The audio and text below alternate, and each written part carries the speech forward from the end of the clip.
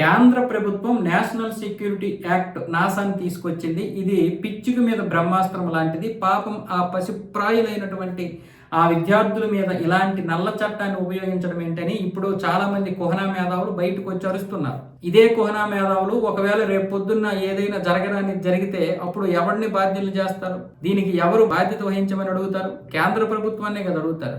న్యూఢిల్లీ అంటే ఈ 143 కోట్ల మంది జనాభాకి ప్రాతినిధ్యం వహిస్తున్నటువంటి ఒక రాజధాని, క్యాపిటల్ ఆఫ్ ఇండియా అంటారు కదా. మరి అలాంటి క్యాపిటల్ని కాపాడుకోవాల్సినటువంటి బాధ్యత ఎవరి మీద ఉంటుంది? కేంద్రం మీద ఉంటుంది. మరి కేంద్రం ఇలాంటి చట్టాలు కాకపోతే ఎలాంటి చట్టాలను తీసుకురావాలి? మరి కాంగ్రెస్ అప్పట్లో ప్రతి 6 నెలలకు ఒకసారి ఈ చట్టాన్ని తీసుకొచ్చింది కదా. అప్పుడేమైపోయి మీ నోట్లు?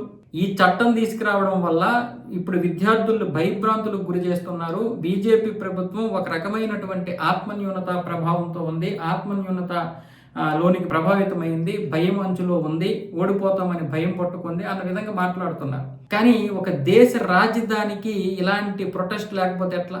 ఈరోజు మీరు ప్రొటెస్ట్లుగా ఉన్నారు కదా నీట్ లీకేజ్ గురించి. కానీ వాళ్ళు దేశాన్ని కాపాడాల్సినటువంటి బాధ్యత వాళ్ళ మీద ఉంటుంది. అలాంటప్పుడు ఇది రాజ్యాంగబద్ధంగా ఉన్నటువంటి చట్టమే. 66 సంవత్సరాలు పరిపాలించినటువంటి కాంగ్రెస్ హయాంలో వచ్చినటువంటి చట్టమే. మరి ఈ చట్టాన్ని మరి అమలు చేయకపోతే ఎలా చేస్తారు? అది పిచ్చికి మీద బ్రహ్మాస్త్రం అని నువ్వెందుకు అనుకుంటున్నావు? దేశం మీద ఎవరైతే ఉగ్రదాడులు చేయాలనుకుంటున్నారో, ఎవరైతే ఈ యొక్క మత రాజకీయాలు లేకపోతే కుల రాజకీయాలు లేకపోతే ప్రాంత రాజకీయాలు చేసి ఉద్రిక్తత పరిస్థితులకి పాల్పడాలనుకుంటున్నారో వాళ్ళ మీద బ్రహ్మాస్త్రం అని అనుకోవచ్చు కదా.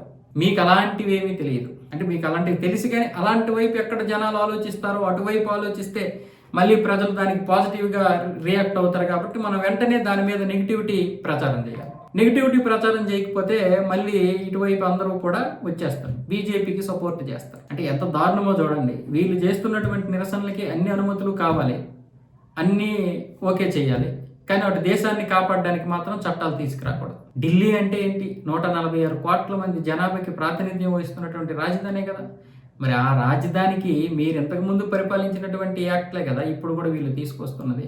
ఒక మాట్లాడేమంటే ఒక అర్థం పర్థం ఉండాలి.